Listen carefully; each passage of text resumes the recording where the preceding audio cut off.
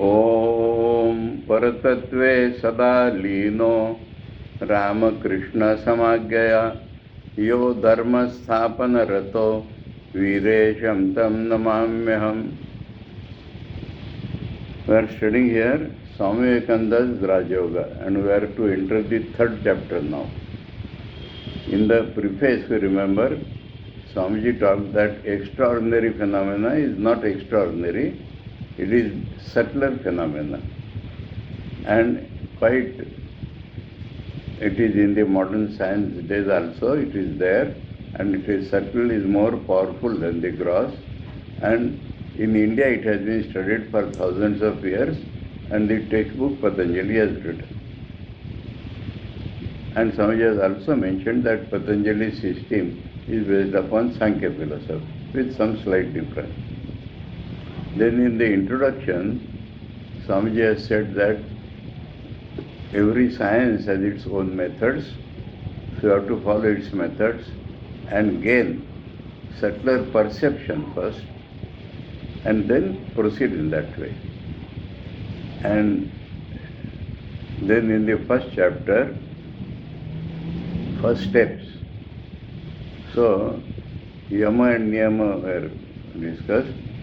Asana was explained that it is not Hatha Yogic asanas, it is only one steady posture. And then Nadi Shuddhi was introduced.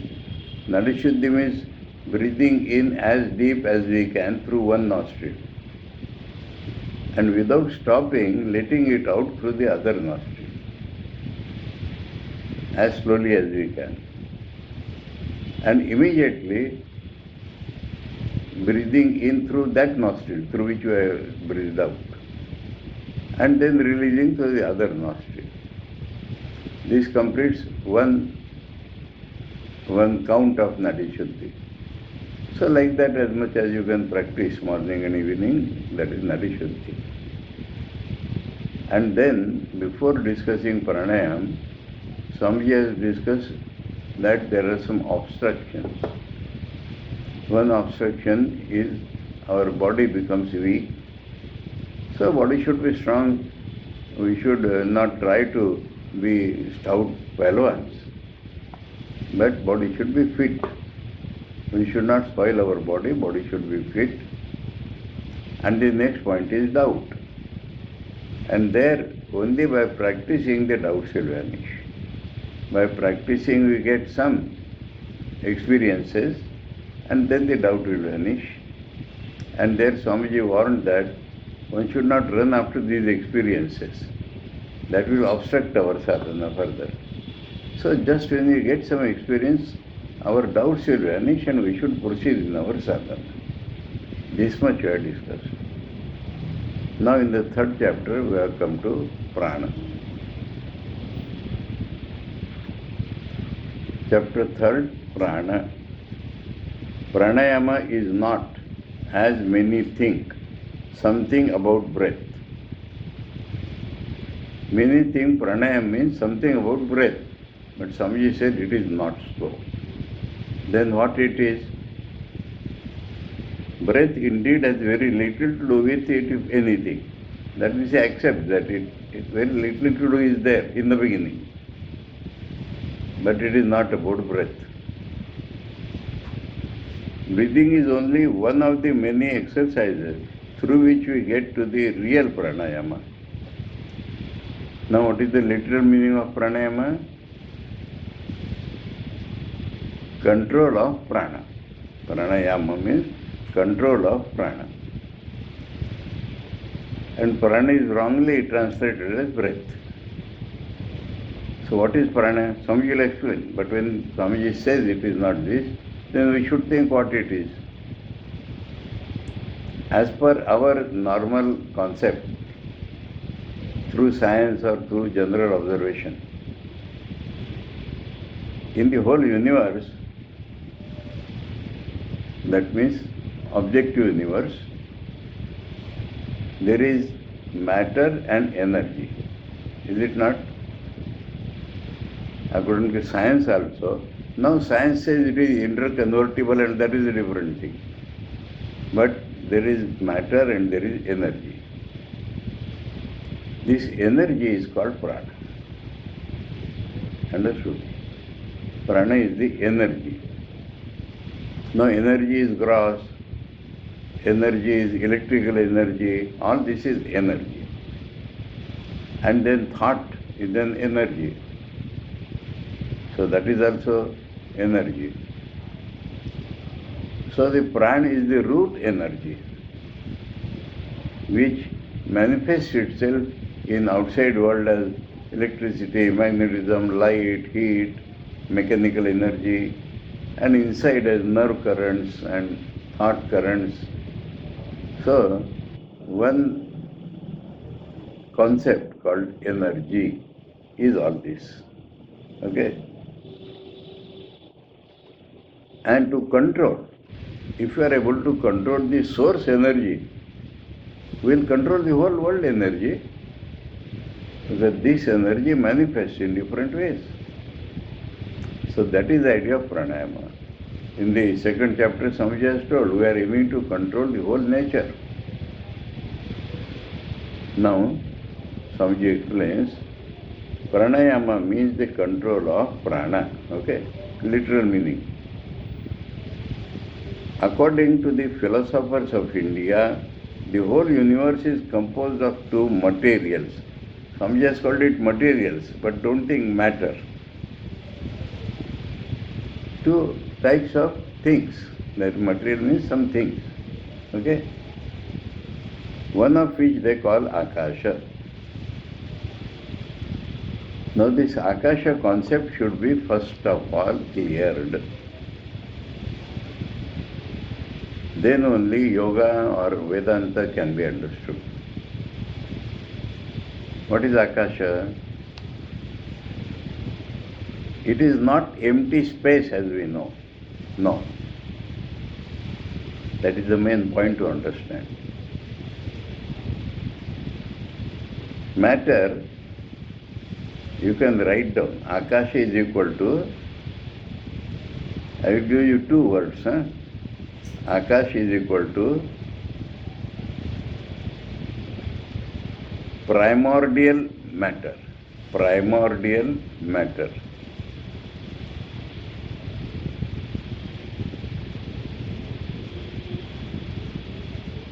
Second word, or you can write comma and another, indiscrete matter. Indiscrete matter.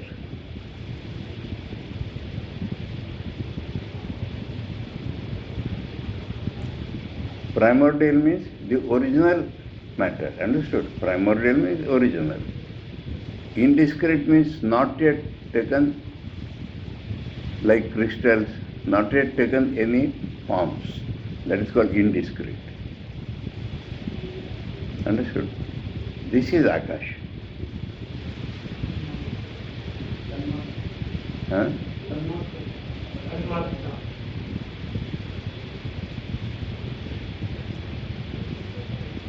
We are dealing with, it is the Akasha Tanmatra means what? Matter. Huh? Understood? We are not dealing here with Akash Tanmatra only. Huh? The whole matter we take. And the primordial. Primordial is Akasha. But Akasha, as we say, mental concept comes as space. Empty space. In science. Now if you take the universe to be empty space, we cannot understand many phenomena. So the scientists tried one substance called ether. But then they confused, because they have no idea of the subtle matter. Understood? So gross matter, if ether is gross matter, then we cannot understand. If it is empty space, we cannot understand. Certainly the subtlest form of matter. From that, you take Tanmatra. From Akasha, Atmana Akasha Sambhuta, Akashat Vayu. So this Vayu also you cannot see. Can anybody see Vayu? We see the tree leaves moving, not the Vayu. but we can touch Vayu. And Akasha we can listen. Akasha is primordial matter of which quality characteristics is only sound. Vayu is that matter which has sound plus touch. Then light is that matter, it grossifies a little more. So light comes. Light has sound, touch and vision, rupa. Then that grossifies still more. Then we get the water. Water means all these three plus taste. And then it grossifies still more. We call it earth. All these four plus smell. This is matter. Tanmatra. Then it combines and becomes gross and we see it. So now, how it combines? Who makes it combine? We understood that Akasha is the primordial matter. Then how it evolves into air? How it evolves into water or other things? That question is there, na? And how these different elements combine? Understood the difficulty? Source of energy works on it, then it does it. Understood this point? That is prana. So two materials means like this.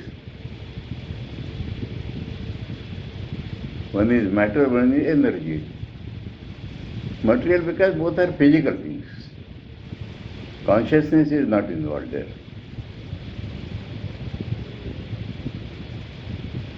Is this very clear now? Even prana is not. Even prana is material. Even energy is material only. Material means physical. Physical, in the sense of physical, Swamiji has used the word material. Energy physical. Thought also is subtle physical. Tanmatra type. So, Akasha is the matter and prana is the energy which functions on it and then it modifies. Whole science is based upon these two ideas, whole science. Now later on they found that matter can be made into energy, into matter. Otherwise they were holding conservation of matter, conservation of energy. That energy from heat to light, from electricity to light, but energy is energy. So there is a fundamental energy, there is a fundamental matter. And this fundamental energy working upon fundamental matter, different forms we get. This is the concept.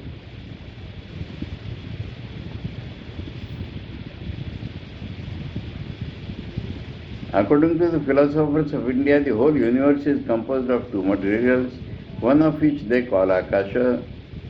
It is the omnipresent, all-penetrating existence. Existence itself is matter-like, not only empty. All-penetrating existence. Omnipresent means present everywhere. All-penetrating means present inside everything. All-pervading, present everywhere. Penetrating means present inside everything. Existence. Everything that has form, everything that is the result of combination is evolved out of this Akasha.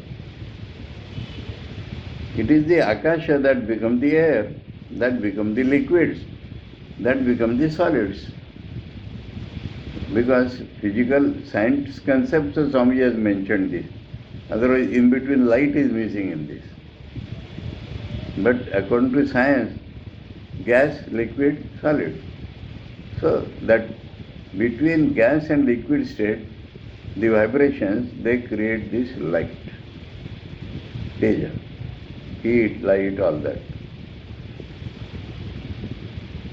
It is the Akasha that, now Swamiji has brought that separately. It is the Akasha that has become the sun, the earth, the moon, the stars and comets. So the lighting things Swamiji has brought all. It is the Akasha that becomes the human body, the animal body, the plants, every form that we see, everything that can be sensed, that means can be perceived through senses. Because all this cannot be seen, touch, smell, so something it can be perceived. So Swamiji said sensed. Everything that exists, it cannot be perceived, Akasha. It is so subtle that it is beyond all ordinary perception. Ordinary because yogis, we can develop that perception to perceive Akasha. But not perceived and can be perceived, so not ordinarily perceived. It can only be seen when it has become gross, has taken form. At the beginning of creation, there is only this Akasha. At the end of the cycle, the solids, the liquids and the gases all melt into the Akasha again. And the next creation similarly proceeds out of this Akasha. In cyclic way it is going on. By what power is this Akasha manufactured into the universe? So that is the question. By the power of prana. So in order to explain prana, Swamiji had first to introduce Akasha and then tell that the changes in Akasha is brought about by energy. Just as Akasha is the infinite, omnipresent material of this universe, so is this prana the infinite, omnipresent manifesting power of this universe. Energy is called power, manifesting power. At the beginning and at the end of a cycle, everything becomes Akasha, and all the forces that are in the universe resolve back into the prana. That prana is not vibrating, but it is there. In the next cycle, out of this prana is evolved everything that we call energy, everything that we call force. So different words are used: force, energy, power. 3 words Swamiji has used. It is the prana that is manifesting as motion. It is the prana that is manifesting as gravitation. Gravitation, you understand, no? Any two material things, they pull each other. But what we say, the bigger one pulls the smaller one, because the pull of the smaller one will be less, no? That is called gravitation. Pull of the earth on the objects, that is gravitation proper. When you throw a stone or a ball, it comes down because earth is pulling it. So that is also prana.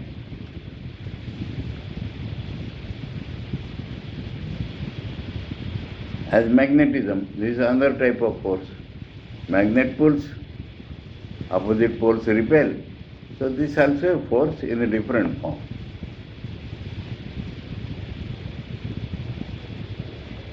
It is the prana that is manifesting as the actions of the body. That means we move our hands, feet, that is also prana. As the nerve currents, as thought force,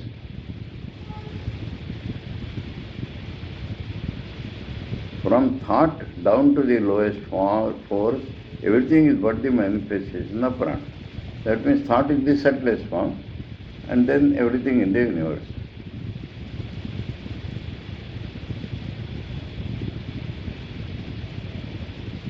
The sum total of all the forces in the universe, mental or physical, when resolved back to their original state, is called prana. Now Swamiji is quoting from Nasadiya Sukta. This all takes us away from Patanjali's ideas, mind you. Patanjali has not discussed any of these things. And Swamiji is quoting Upanishads, and now Nasadiya Sukta, pure Vedanta. So, side issue I have been telling repeatedly that Patanjali's yoga is an incomplete science, Swamiji's Raj Yoga is a complete science. And Swamiji has mentioned in the preface that other philosophies differ from it, but their practical methods are useful, so we have taken. This is from Nasadiya Sukta. Huh? You are chanting Nasadiya sometime? No. It should be there in the Mantra Pushpa. When there was neither ought nor not. Ought means something exists. Not means not. When darkness was covering darkness, what existed then? That Akasha existed without motion. The physical motion of the prana was stopped, but it existed all the same. At the end of a cycle, the energy is now displayed in the universe, quiet down and become potential. At the beginning of the next cycle, they strike upon the Akasha, and out of the Akasha evolve these various forms. And as the Akasha changes, this prana changes also into all these manifestations of energy. That means from subtle to gross, prana is made, Akasha. Now prana becomes gross and acts on the gross forms.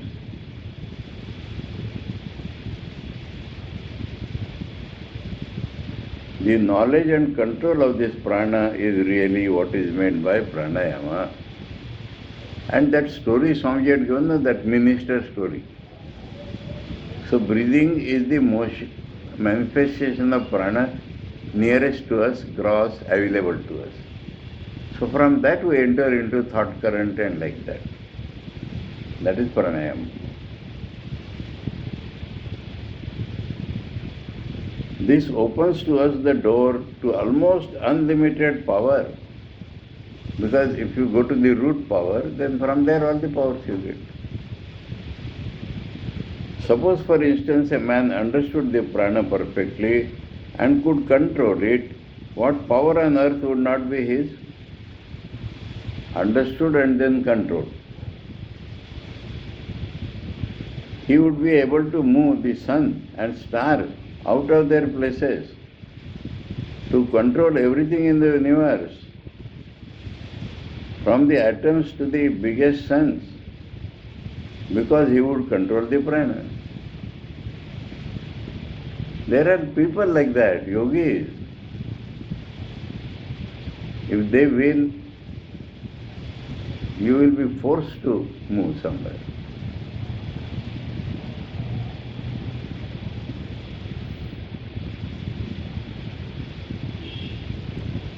Black magic, you understand? Tantra. I experienced on my body. You want the story? Nobody knows. I was in Ranchi.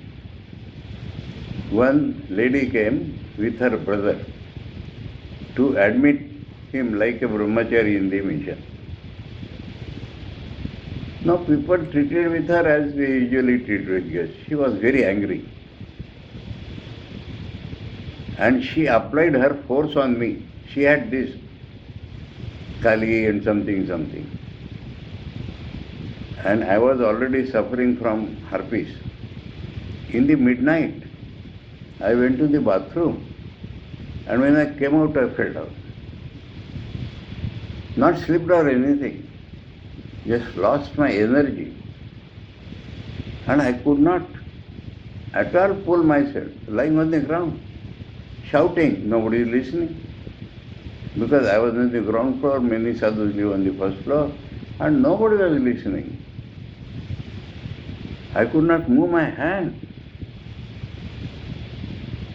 About half an hour or more, I was lying like that. Then slowly I had pulled myself. And next day, one of our sadhus came, some relation with that. And he told that that lady had exerted that force. Understand this point?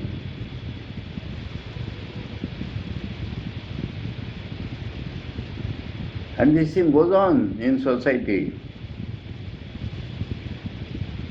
Especially, I am shifting now, but I have to make this understand. Na? There are 3 parts in India where this is very common. One is our part, eastern part. Guwahati is the center of that area.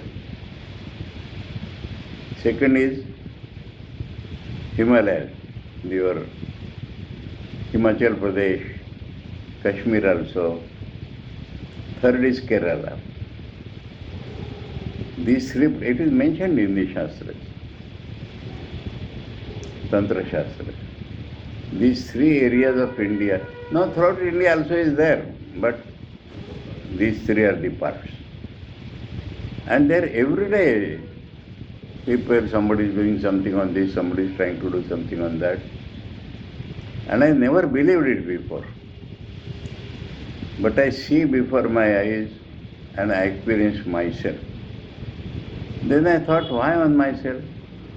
And that Swami is telling, that lady honors me most. She thinks he is the only sadhu in this ashrama. And then why apply to me?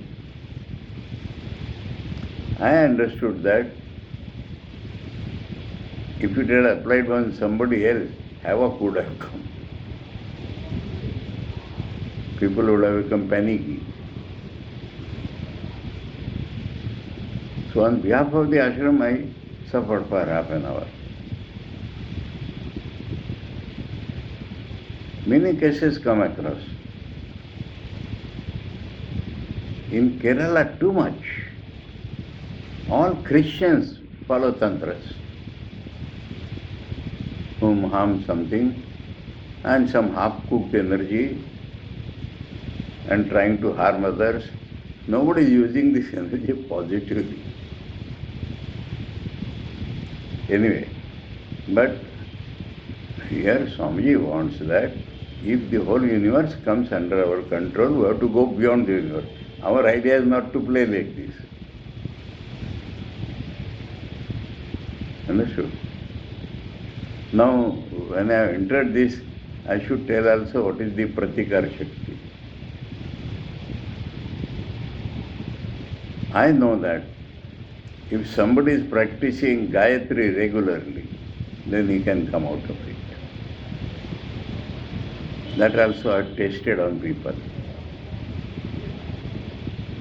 Let me tell you one story. Now I am diverting, but in introducing that subject, it should be completed. I was in Chandigarh. In Himachal Pradesh, one girl, she was very good student. BSc, after BSc she went to another town to do her B.Ed and then joined MSc. And in MSc part 1 she was alright. And when she entered part 2, she could not remember anything, she could not write, all energy is gone, power is gone.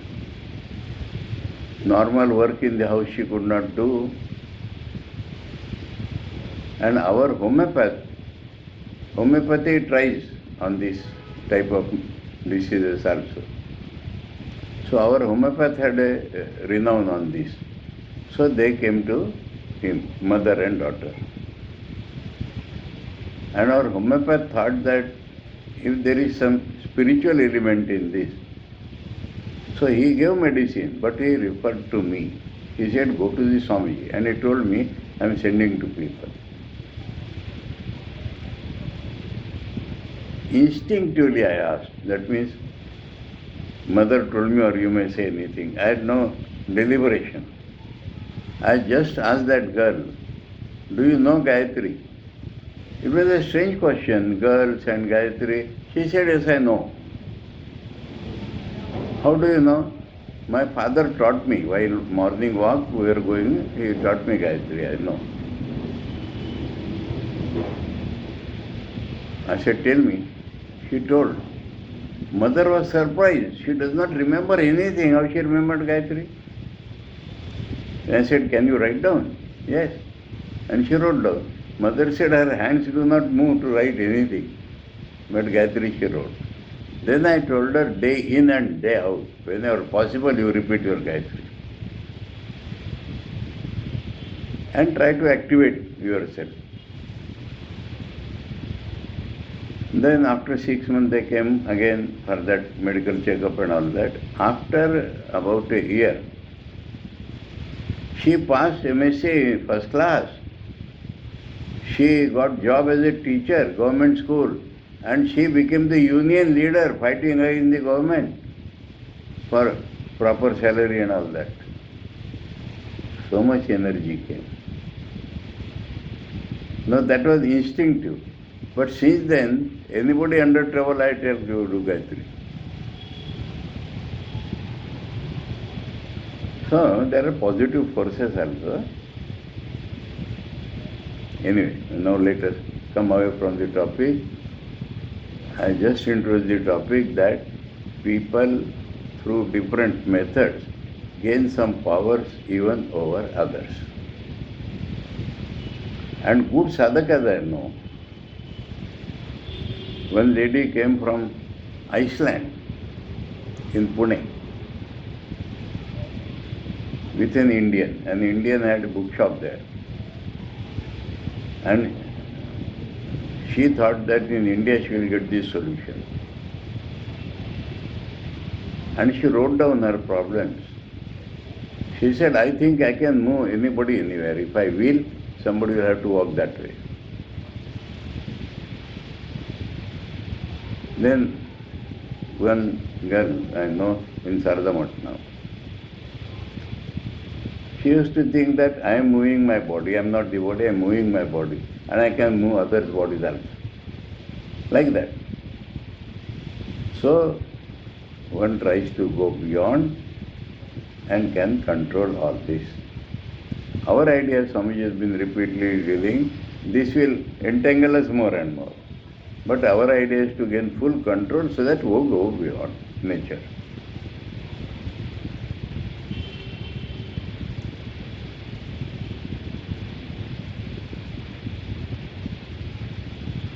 He would be able to move the sun and stars out of their places,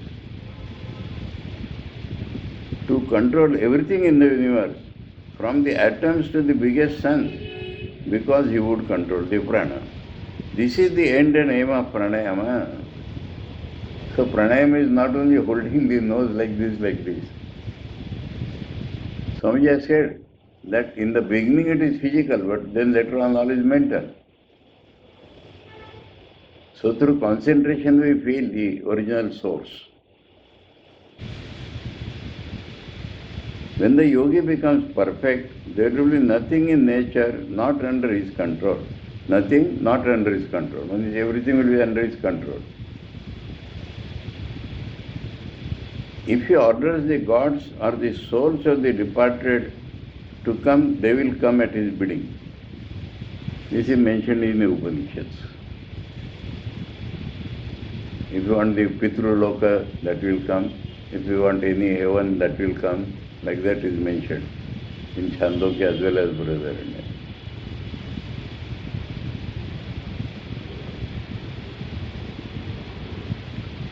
Thakur attracted, you are read in Swamiji's life, has it come?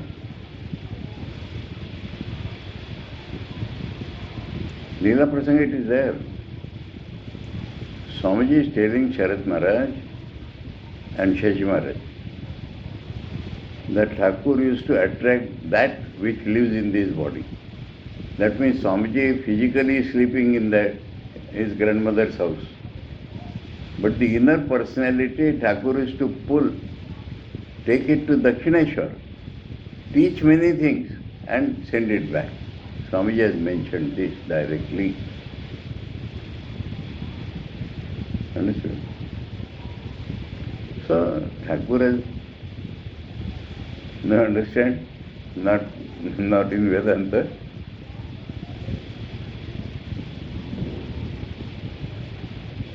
So these are the powers. Now the spiritual people.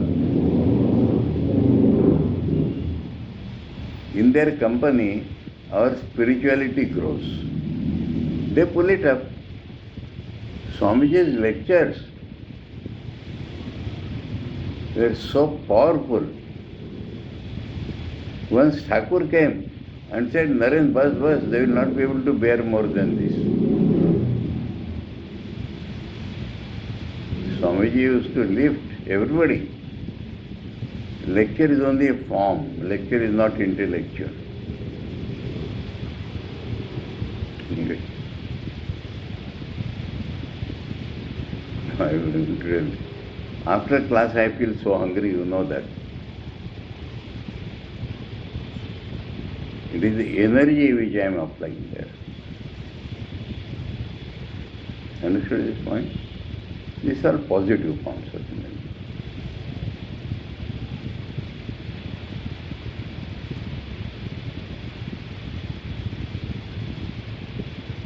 If you order the gods or the souls of the departed to come, they will come at his bidding. All the forces of nature will obey him as slaves. When the ignorant see these powers of the yogi, they call them miracles. One peculiarity of the Hindu mind is that it always inquires for the last possible generalization, leaving the details to be worked out afterwards. That means reaching directly to the prana. Particulars, we are not interested. The question is raised in the Vedas, what is that knowing which we shall know everything? All this is pure Vedanta, Raja. Patanjali is left behind. Mundakopanishad. Kasmino bhagavo vigyate sarvamidam vigyatam bhavati. Thus all books and all philosophies that have been written have been only to prove that by knowing which everything is known. Common reality, that is Brahman. If a man wants to know this universe bit by bit, he must know every individual grain of sand, which means infinite time. He cannot know all of them. No, study botany, zoology, how many sciences will you study? But if you can know Brahman, you know everything.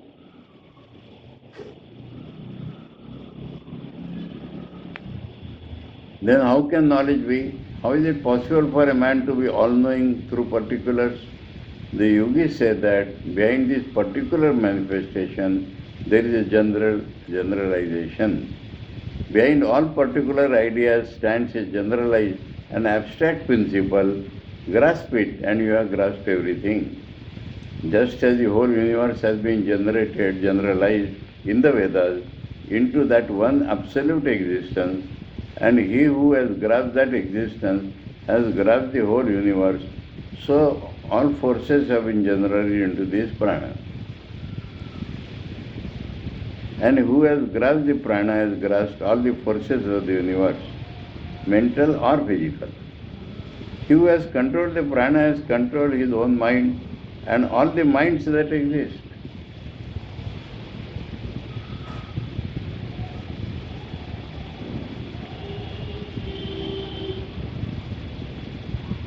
He who has controlled the prana has controlled his body and all the bodies that exist, because the prana is the general manifestation of force.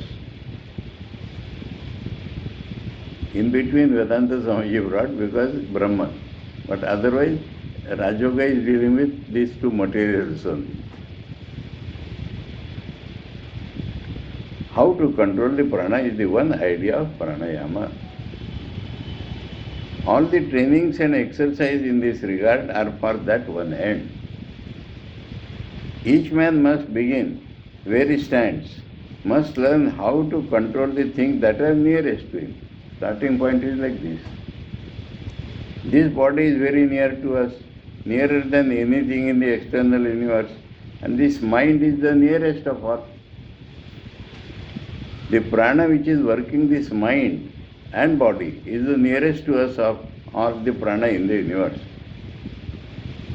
This little wave of the prana which represents our own energies, mental and physical, is the nearest to us of all the waves of the infinite ocean of prana. If we can succeed in controlling that little wave, then alone we can hope to control the whole of prana. So we enter the whole of prana through what is nearest to us. The yogi who has done this gains the perfection, no longer is he under any power. He becomes almost almighty, almost all-knowing. Almost why it has added, it is only God who is all-knowing, almighty. But almost he can become. He cannot create, destroy or maintain the universe. That is left for God only.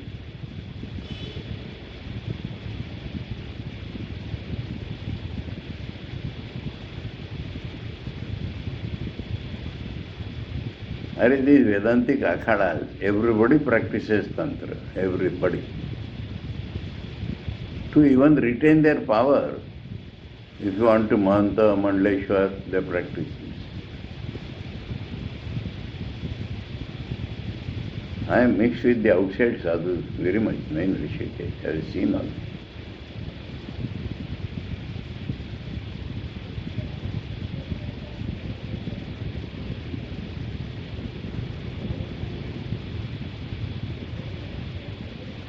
In Bengal, there is a very common proverb, you know. What is your religion? What is your sadhana? They would reply, Siddhante Vedante Anusthane Tantrik. That is the commonest Bengali saying. Siddhante Vedante Anusthane Tantrik.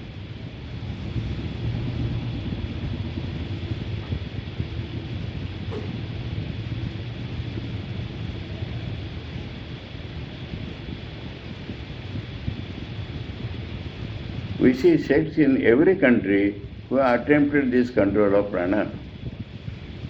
In this country, in New York, there are mind healers, faith healers, spiritualists, Christian scientists, hypnotists, etc. And if we examine these different bodies, we shall find at the back of each this control of the prana, whether they know it or not. You know some new systems of medicine? Reiki, have you heard? And there is some pranic healing. Same thing. They are not attempting the control of the whole prana, but there are methods by which they rouse the energy in themselves and cure the patient. I had Reiki done on me for stomach problems.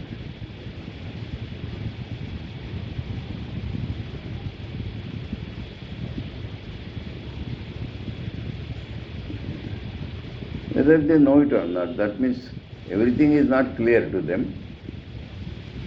If you boil all their theories down, the residuum will be that it is the one and the same force they are manipulating only unknowingly. Swamiji told all his brother disciples, let us all sit together and try to cure Thakur's spirit. They knew they will not succeed, but they had heard all these things.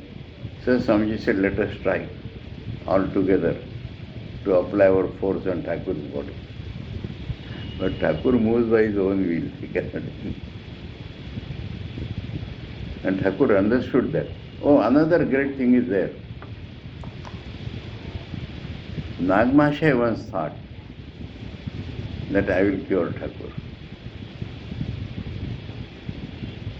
But Nagmashai would have died. That means take up Thakur's disease on his own body. And with that idea he came to Thakur. Thakur immediately understood as he came. You want to cure me? Okay, proceed. He took one step. Thakur said, go away, don't try. I know you can do, but don't try. Because Thakur could bear it at least. He would have died. But he had thought like that.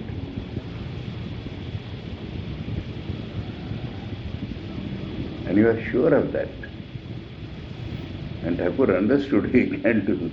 So he was coming forward, Thakur said, go away, go away, go away, don't come. I know you can, but don't try here.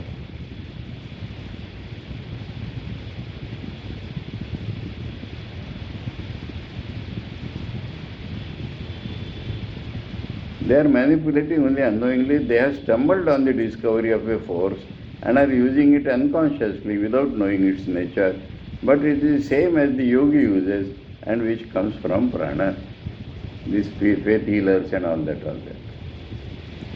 The prana is the vital force in every being. Thought is the finest and highest action of prana.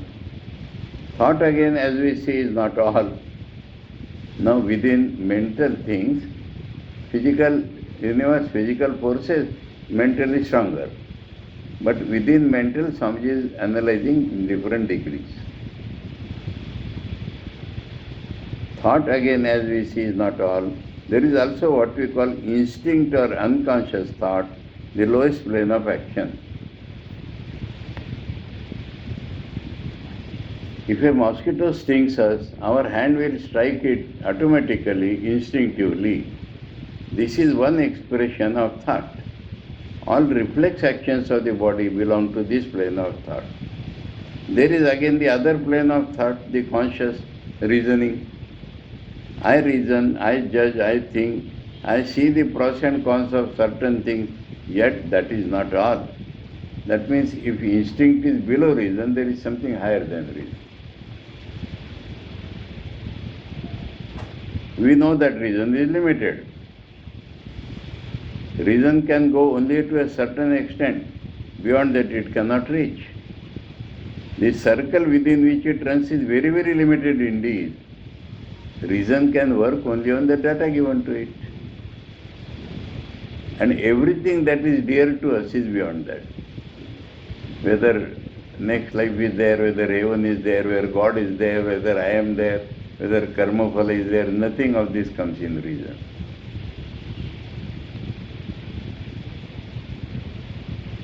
The circle within which it runs is very, very limited indeed, yet at the same time we find facts rush into this circle.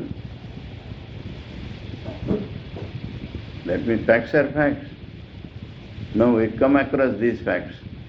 We know only this three-dimensional world. Swamiji has given an example. Comets, the solar system is there. Comets come from somewhere and go away somewhere. They are also ruled by laws, but we do not understand. We call them comets. So something outside our sphere enters and goes away. We cannot know.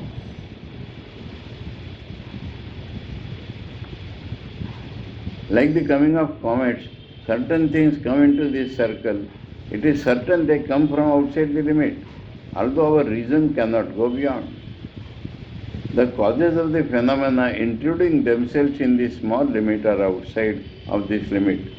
The mind can exist on a still higher plane, the superconscious. That also comes through concentration only. When the mind has attained to this state, which is called samadhi, perfect concentration, superconsciousness, it goes beyond the limits of reason and comes face to face with facts which no instinct or reason can ever know. Here Swamiji has used two words, concentration, perfect, superconsciousness. So in the perfect concentration state, our consciousness also finds more expanse.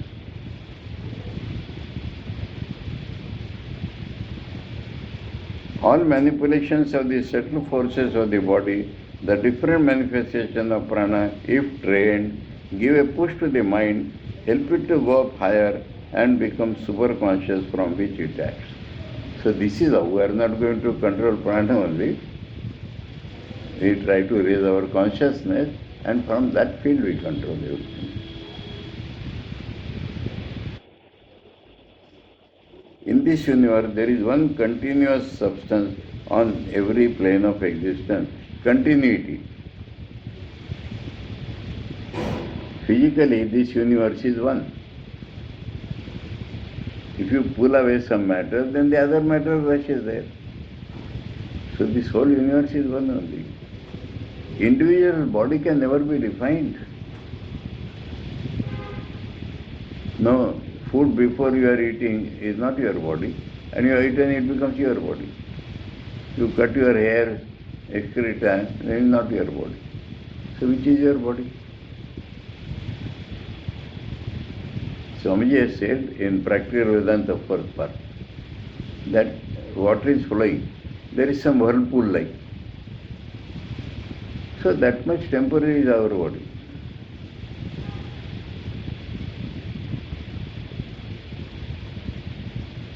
My body concept itself is not correct.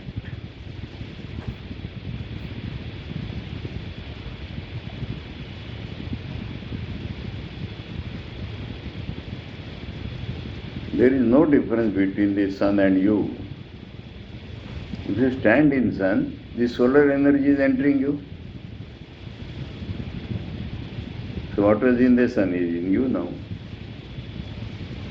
People exist, some people, very little food they take. They stand in the sun and absorb the energy directly.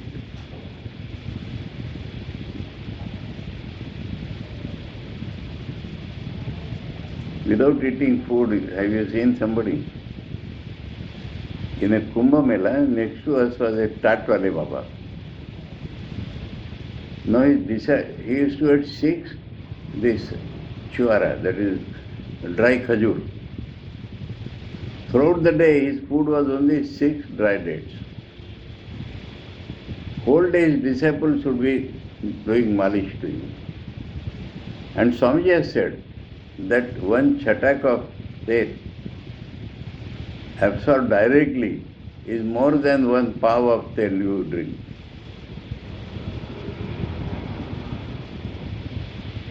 So these are all phenomena. Swamiji has given that,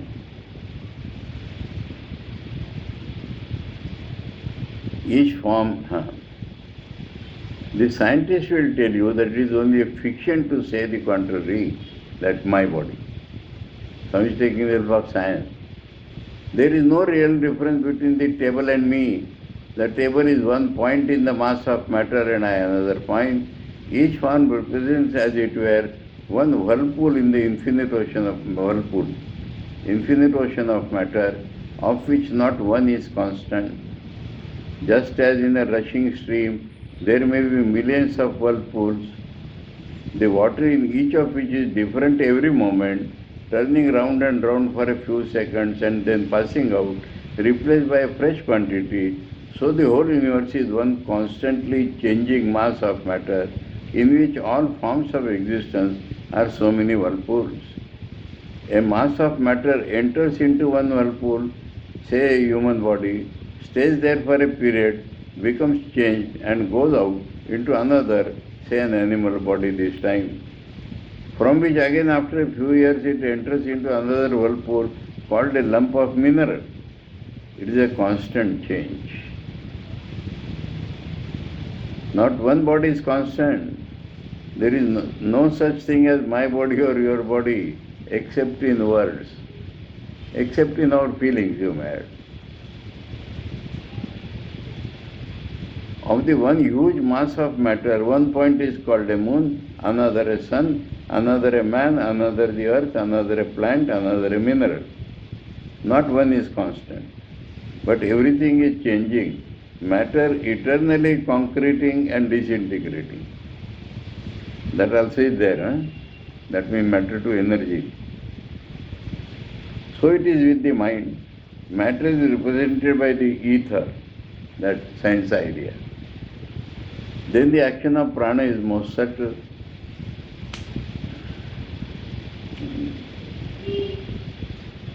This very ether, in the final state of vibration, will represent the mind. Ether is the science name given to Akasha. And there it will be still one unbroken mass. If you can simply get to that subtle vibration, you will see and feel that the whole universe is composed of subtle vibrations. Sometimes certain drugs have the power to take us while as it in the senses to that condition. Patanjali mentions this. And in America, people had become mad after this. LSD. Some drug by which you get samadhi and different experiences. Big philosophers like Aldous Huxley and all that, all they become mad after LSD. It is not scientific, it is not, our control is not there.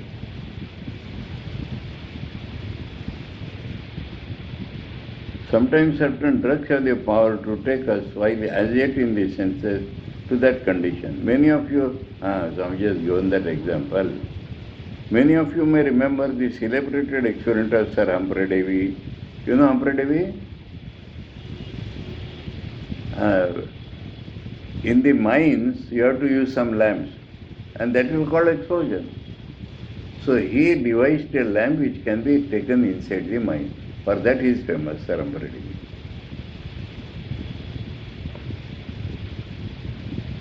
When the laughing gas overpowered him, he was showing an experiment to people about laughing gas. But that instrument leaked and he himself inhaled a lot of laughing gas. When the laughing gas overpowered him, how? During the lecture he remained motionless, stupefied, and after that he said that the whole universe was made up of ideas. He could not see the physical forms at all before him. Group of ideas here, group of ideas here, like that he perceived. For the time being, as it were, the gross vibrations had ceased, and only the subtle vibrations which he called ideas were present to him. He could only see the subtle vibrations around him. Everything had become thought. The whole universe was an ocean of thought. He and everyone else had become little thought whirlpools. Thus, that means there also there is unity, Swamiji is telling. Thus, even in the universe of thought, we find unity. And at last, when we get to this self, that is consciousness, we know that that self can only be one. Now, this is taking us beyond Patanjali Yoga. We know that that self can only be one. Beyond the vibrations of matter in the gross and subtle aspects, beyond motion there is but one.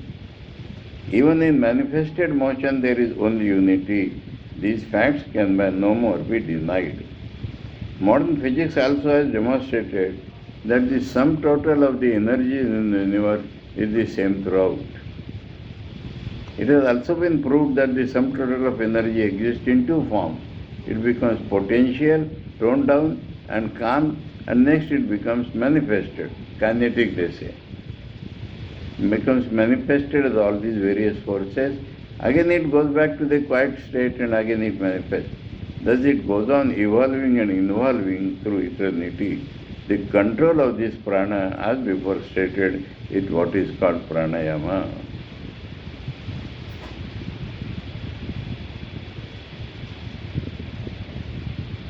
Okay. And again you will say, start from our own body, we can control everything. Om Paratatve Sada Lino Ramakrishna Samajjaya Yo Dharma Stapana Rato Viresham Tam Namamyam. Om Shanti Shanti Shanti. Hari Om Tat Sat. Shri Ramakrishna Arpanamastu.